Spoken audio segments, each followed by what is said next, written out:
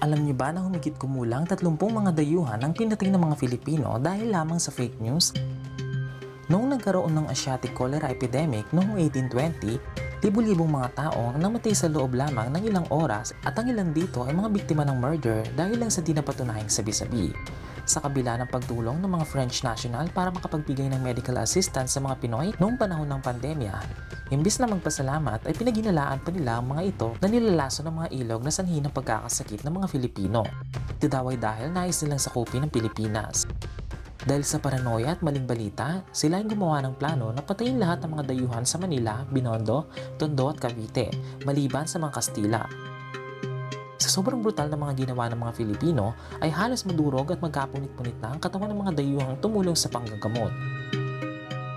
For more trivias and facts, mag-subscribe lamang sa aming channel.